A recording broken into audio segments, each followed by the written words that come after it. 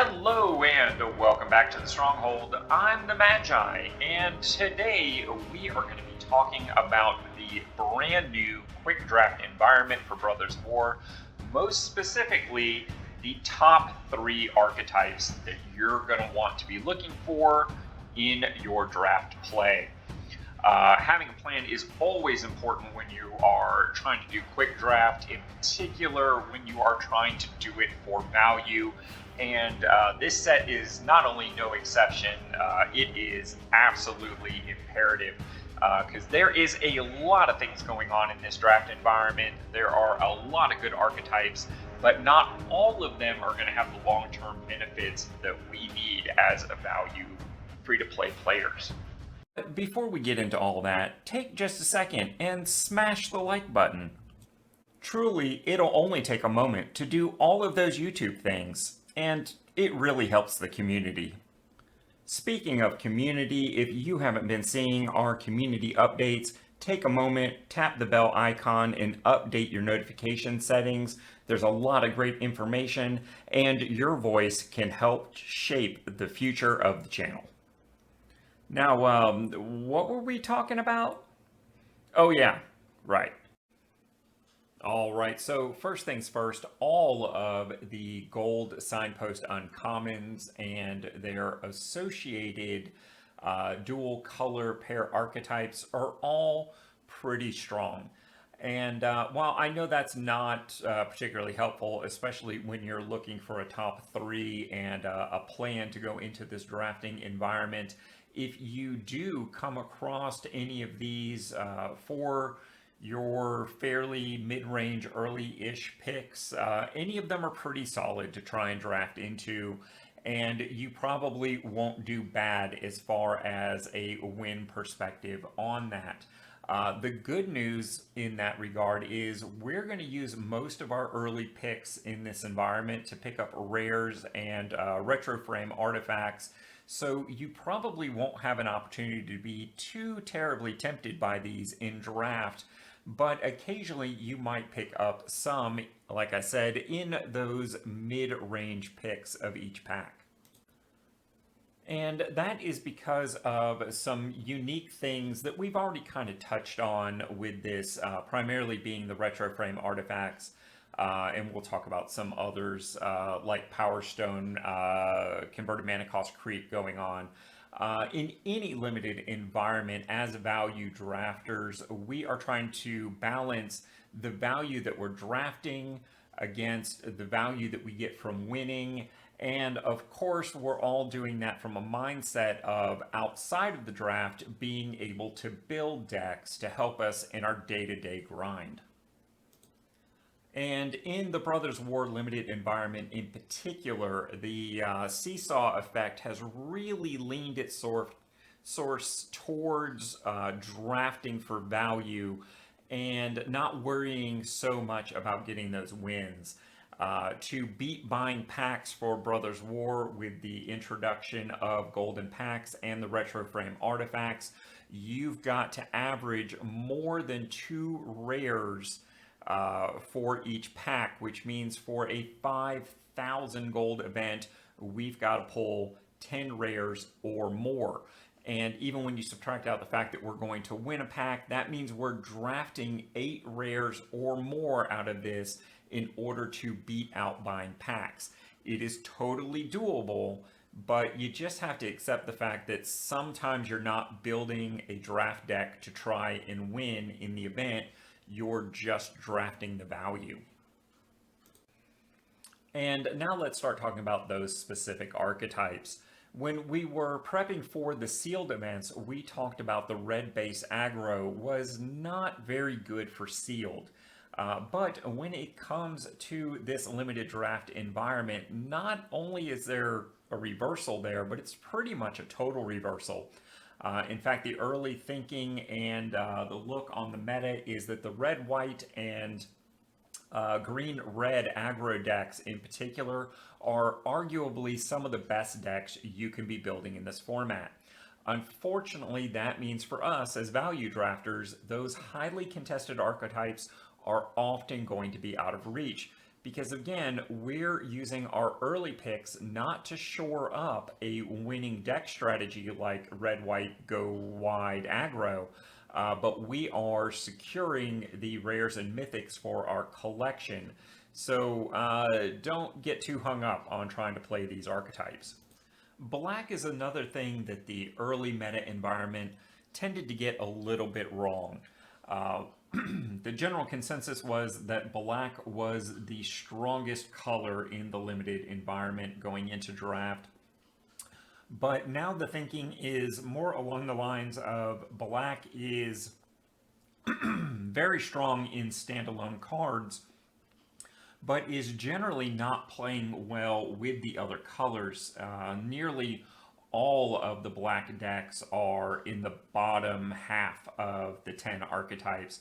And really are probably best to be avoided. I do still think in Constructed there's a potential to break Gurgling Anointer, but that remains to be seen, and it may not be worth doing if we have to spend multiple drafts trying to get those cards together.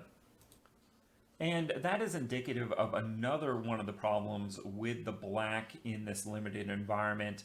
None of them really make a potentially good deck. The one possible exception is the blue-black draw 2. I really think if they do something about Sheldred and its overbearing dominance on standard and black as a color pairing in particular, this deck has some potential. But outside of that, the best black-based deck is the red-black, and unfortunately we already have a really solid red-black deck that doesn't really seem to pick up much in the way of pieces here. So I would tend to avoid black unless you have a really strong case for doing so, like maybe multiples of the Signpost Uncommons, or maybe multiple Corrupts, in which case maybe you go mono black. But for the most part, I would try and avoid black. And before we leave the decks at the bottom of the pile, the green-blue ramp deck is pretty universally thought of as the worst deck in the format. Not only is it kind of hard to pull together in draft, but it doesn't always pay off very well. And when it goes up against those previously mentioned red base aggro decks, you usually just get eaten alive before you get online.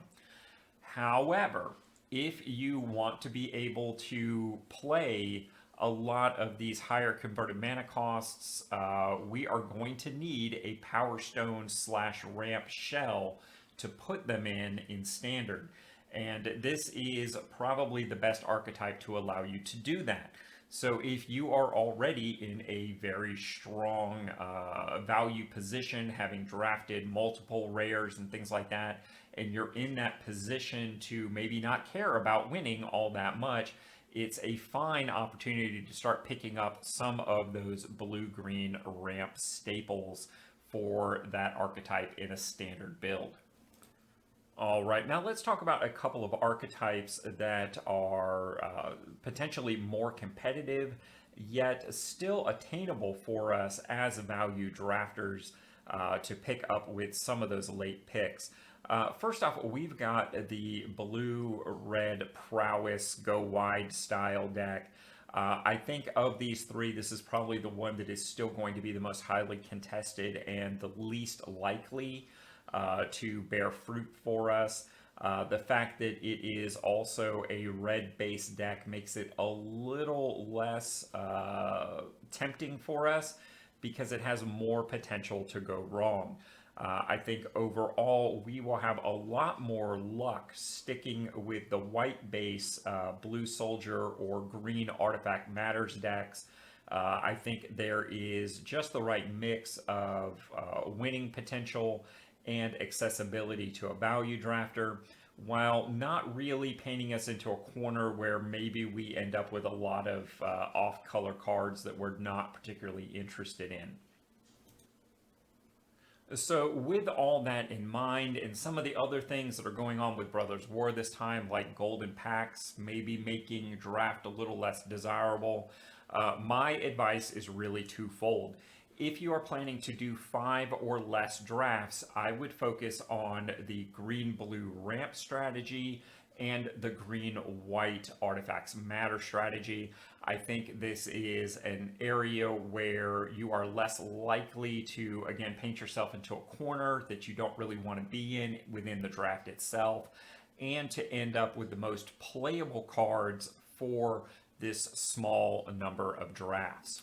And on the flip side of that, if you are planning to do 7 or more drafts, I would try and focus on that blue-white soldiers archetype. I think this is going to allow you to build a larger collection with more potential upside for a borderline competitive, if not competitive, deck in standard. And if you're going to do 7 or more drafts, you're going to get enough of those cards to be able to build that higher tier deck with very few problems. Another draft. I think we have time, and we shall do it.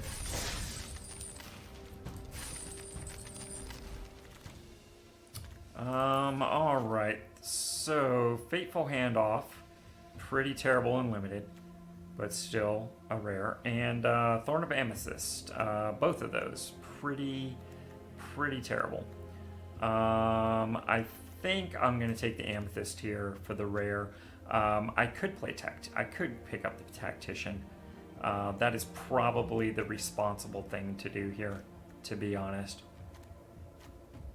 And I did just draft 2 of those.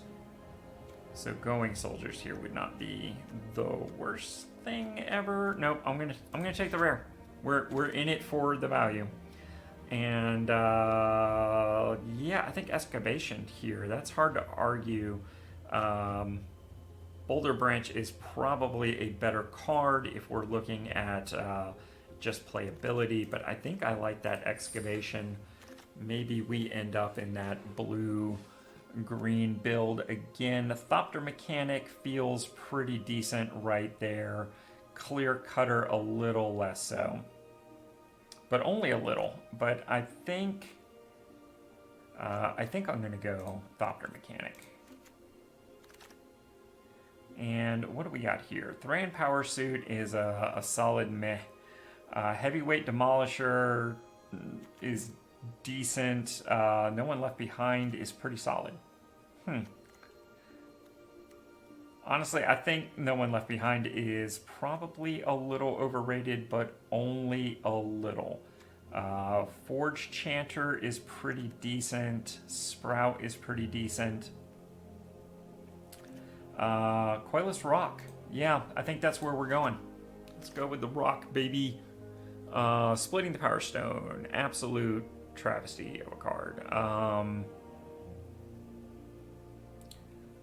guess we take Architect number 2 for the collection. That doesn't feel bad. There's a nice soldier. Another Split the Power Stone. I bet you both of those wheel. Let's look for that. And well, I don't know. That's going to be pretty late in the picks. Maybe uncommons don't wheel quite that deep. Ivory Tower feels terrible. Gruesome Revelation is not much better than Gruesome. Levitation Statue. Could we Levitation Statue? Okay, I think we might. Yeah, I'm going to take the Levitation Statue here just because I think it's slightly more playable than the Ivory Tower. In a blue-based deck, I'm not really seeing Revelation here. Obviously is a really good card, but you've got to be very committed to black, and I'm just not sure that's what's going to happen here. And oh, there's another statue or a Desert Prospector. I think we take the Prospector. What do you think? Hey, look at that, a soldier. And we are definitely looking pretty blue-white option there. So yeah, I'm going to take that soldier. I'm surprised at how accessible that deck is, honestly. What? I mean, honestly, Power Plant? No, Mass Production. Mass Production is the way to go here. And Butcher is definitely the strongest card here. But we've got a soldier. just slightly behind it. I think that's where we're going. I think we've accidentally gone blue-white soldiers. Equipment or a butcher, or excuse me, a demolisher or a power suit. Supply drop actually looks pretty good, but I think I'm going to take the demolisher here. It might not make the deck. Hey, look, there's one of the split the power stones. I am going to take it here just for the uncommon, because I really don't feel like I'm giving up a whole lot on either one of those and picking up the uncommon. And here we've got two uncommons. Do I take the body? Yeah, I think we take the body here. And hey, look, another uncommon. That is pretty solid. We did not. No, we did get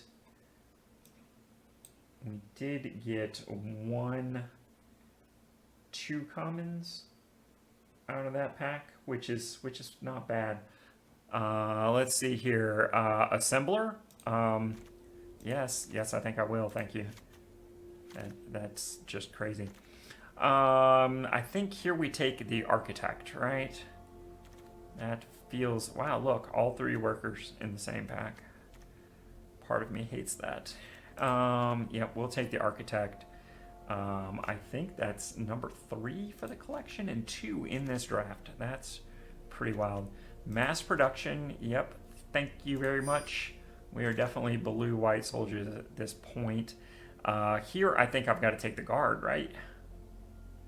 I mean, yeah, that is one of those bomb uncommons. I can't see a reason to really ever pass that. No soldiers. We've got disenchant going on. The forge chanter is pretty strong. I think I like, well, to be honest, I like both of these. But I think the spotted thopter is way better for our deck. Is this seriously happening? Is soldiers this open? I'm really kind of shocked that soldiers is this open. I mean, either one of those on the wheel would be very, very nice, but I think I have to take the tactician, right? I mean, how could I not? We has a soldier. Evolving Wilds is pretty good, but I don't really think I have anything that's splashable here.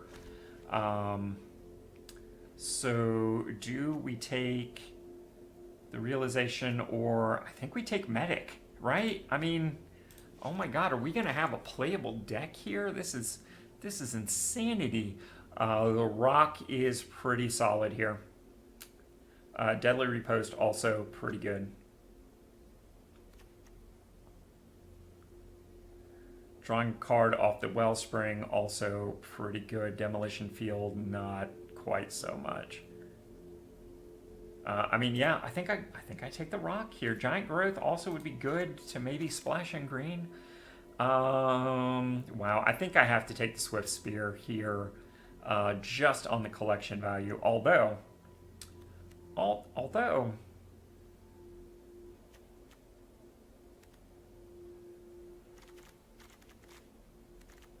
I mean, I've pretty much got 22 playable cards here at halfway through.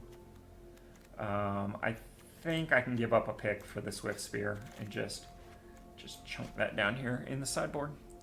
Honor Guard, maybe? No, Retrieval Agent, I think, is the pick.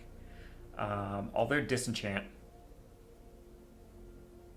I mean, that's almost premium removal here, honestly. And I don't really want the Cadence, because even if I don't end up with a playset of those, I think I'm okay with it.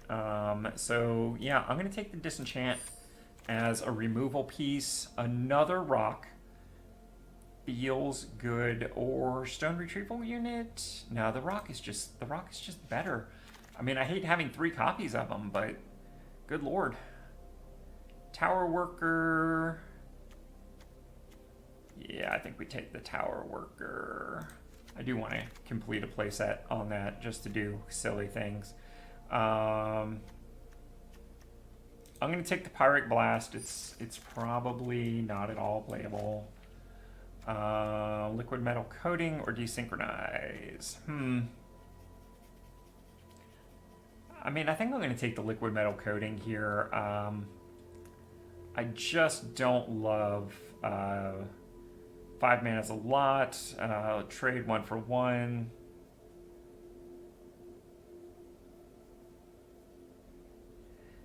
Yeah, I think I got to take the Liquid Metal Coating.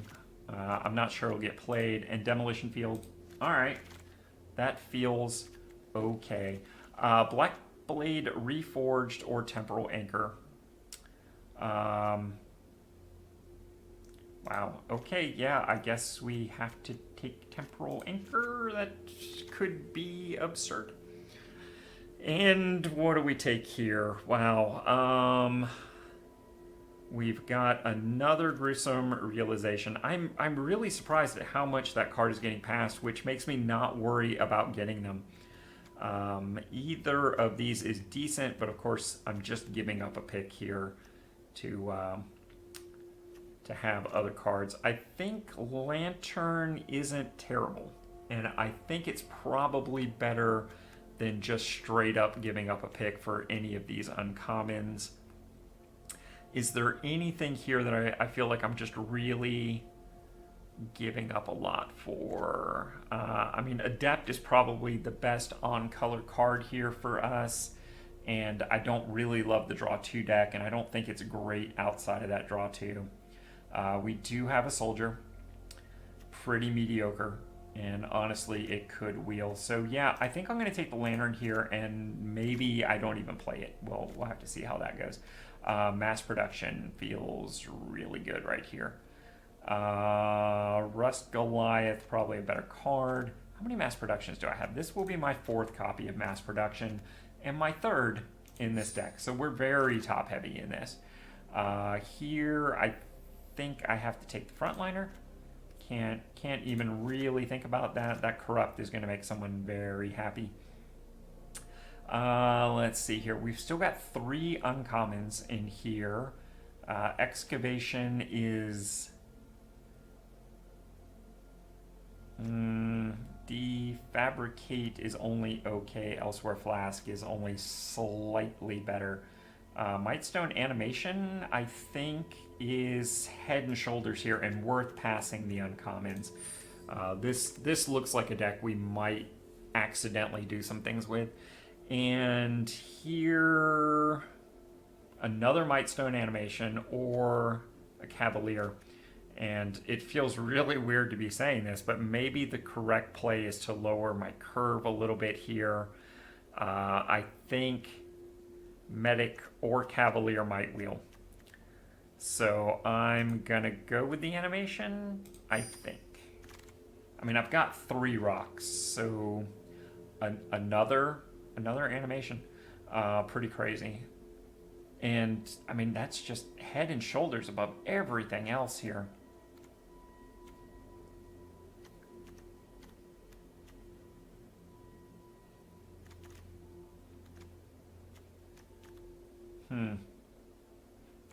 Yeah. Boy. Can I go for a 3rd one there? I don't know.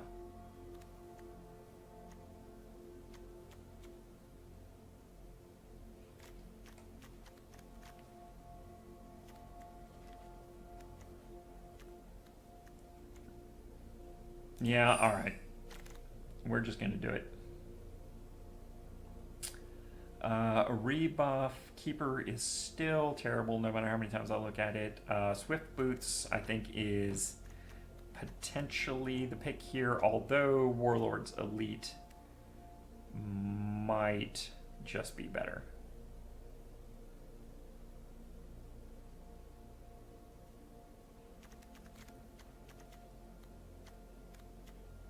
Yeah, I'm going to go for the body here.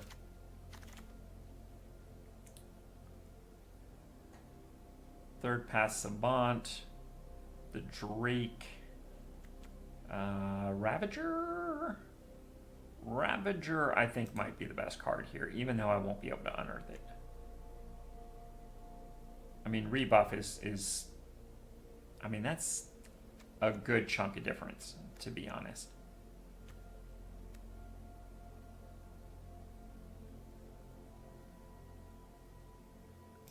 Now, I'm going to go with the rebuff. Depth Charge Colossus or another Elite.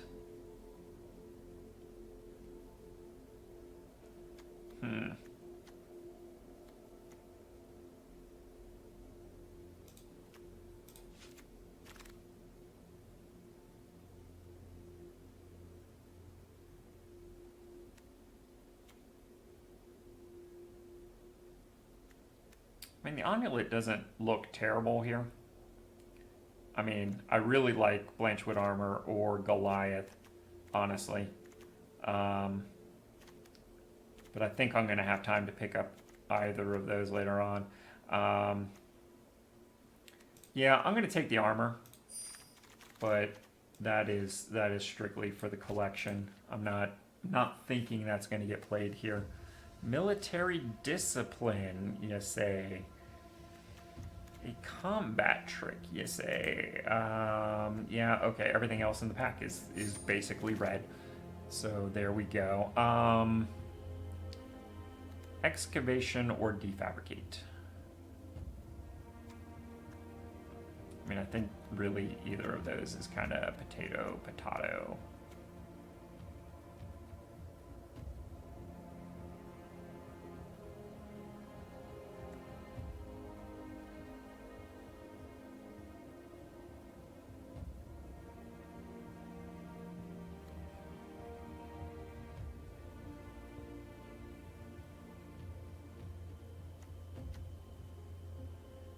You know what? I'm going to pick up the excavation. If nothing else, it's an uncommon for value.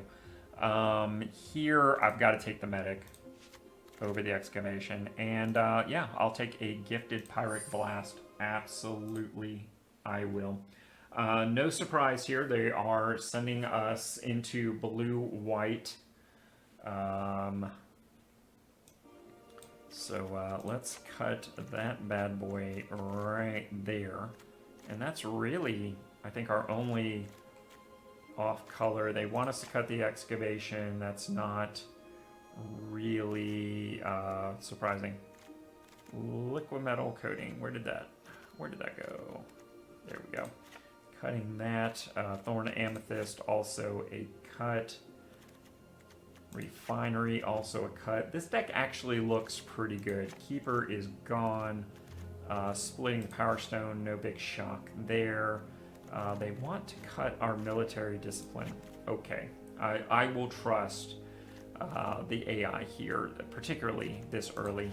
Urza's Rebuff, Warlords, Elite. We are cutting both of those. Boy, I really struggled on those picks to be cutting that. But okay, now we know that probably is not worth picking up for us. And it wants us to cut the frontliner? Well, one of the frontliners. The Lantern. Where is it? Tower Worker, sure. Both the medics. Wow, that is also kind of surprising. And that puts us pretty close there. Oh, Demolition Field. That's the last card. No, we're still heavy somewhere. Did we cut both the medics? Yes, we cut both the medics. And did we cut both the elites? We did.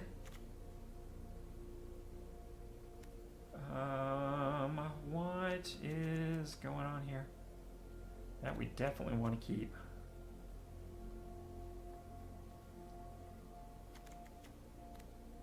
Keeper is cut.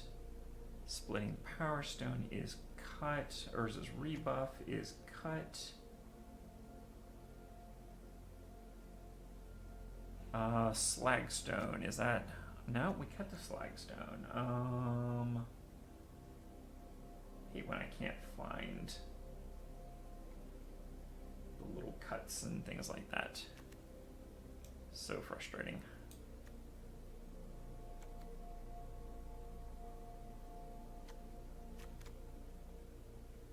Doctor Mechanic, This is probably it right here.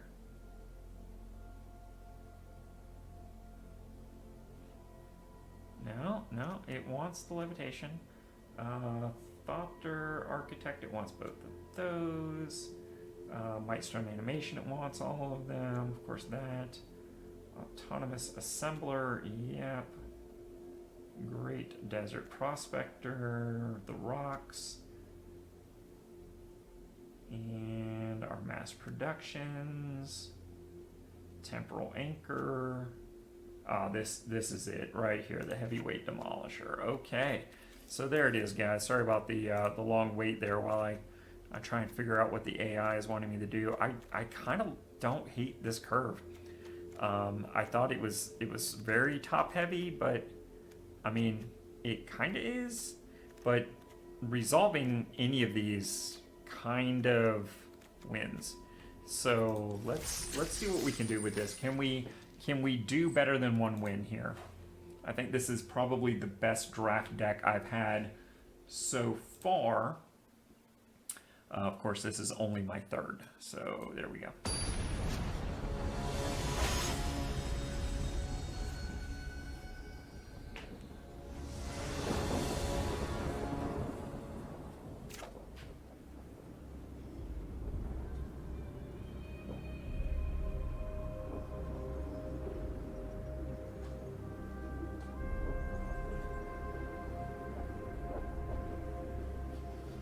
Alright, how's our hand look? Early Thopter Mechanic and potential on the Architect.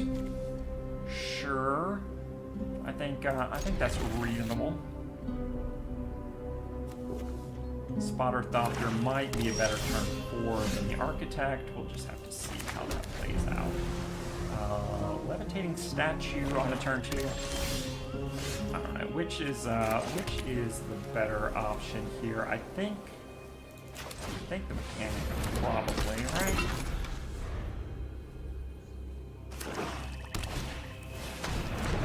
Gurgler. He's gurgly. Do we drop this now as a 2/2 assembly worker go sort of thing? I mean, this gets really dangerous pretty quickly. Even as a 2/2. No reason to attack into the Gurgler. Do they have removal? Let's see.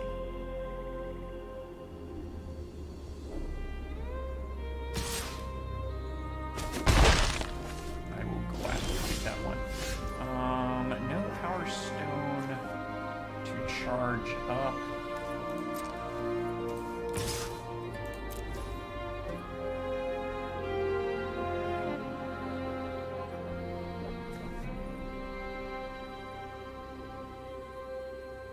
Oh, I've already passed. Damn it.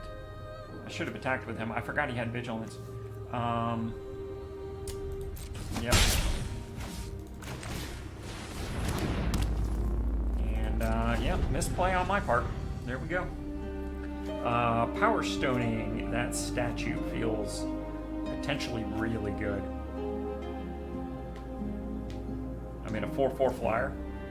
It's not bad.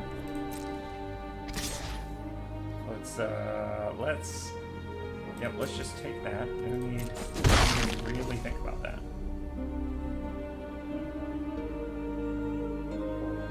I mean, next turn, if we draw land, we're swinging for 9? That seems decent. They are going to search up some shit. Alright. So my guess is they just searched up probably their most powerful card. I don't think it was that one.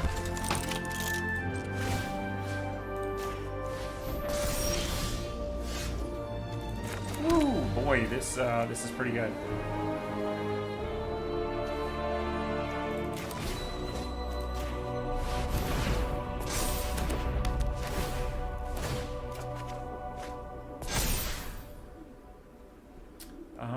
Yeah, that's all kinds of goodness. We will go with that.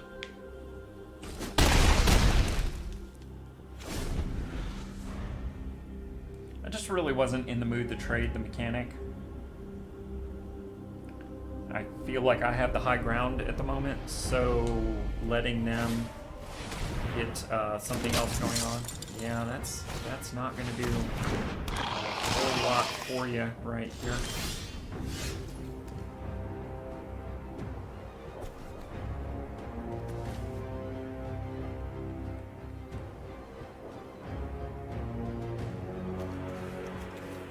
I mean, scrying 2 feels pretty good here.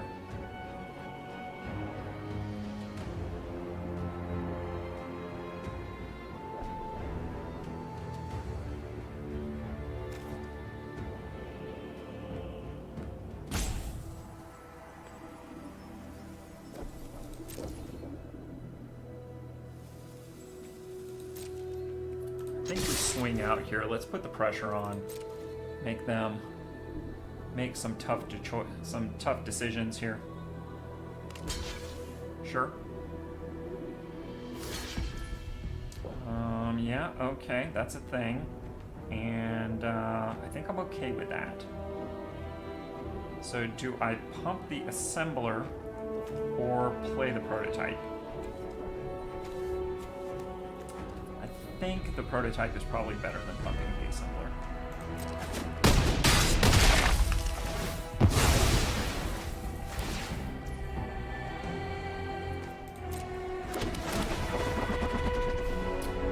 Of course, animating the Thopter seems pretty strong too.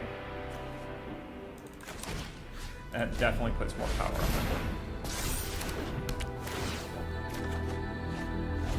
And we have a disenchant. So that's kind of lethal.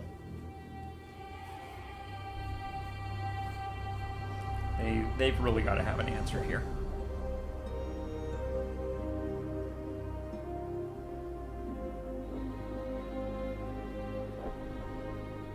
And I mean, it's a black-based deck, so they very well might have a solid answer here.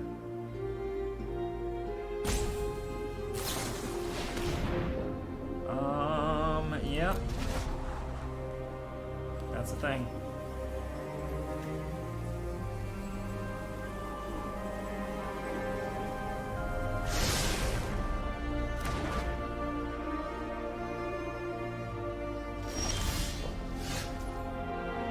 Huh. That's kind of funny.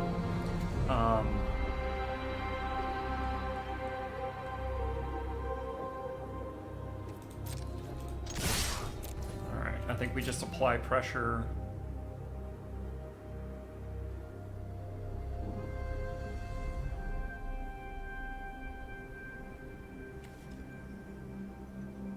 I mean, they've got a double block here. It really doesn't even make sense for them to consider not double blocking here. And I mean, I could have disenchanted their Thopter and made them take 4. They are just gonna take it. Okay. All right. I guess they're done with this shenaniganry. All right, so I ended up going 4 and 3 with this deck, which I think is very respectable, particularly given this format and its slant towards the value. I wasn't seeing the value in this draft early on, not getting those second, third rare picks, which was a little disappointing, but I was very easily able to pivot into one of my go-to draft strategies and make the value up on the back end by winning more games. 450 gems, a 30% chance of upgrade. Let's see what we get. Just the 1 pack, still not bad at all. One thing I am pleasantly surprised with is the effectiveness of the red-black sack deck. It is very, very good from what little I have seen of it just yet. It is also, it looks to be pretty contested in there, so it might not be ideal for the value drafters out there. But if the stars align where maybe value isn't the option that you want it to be, much the way this draft was, definitely consider that red black as a way to potentially get your win value in. All good, guys. And folks, before you go, make sure you've subscribed to the channel so you don't miss out on a thing. Because I know I can't change the magic economy all by myself, but I think we can.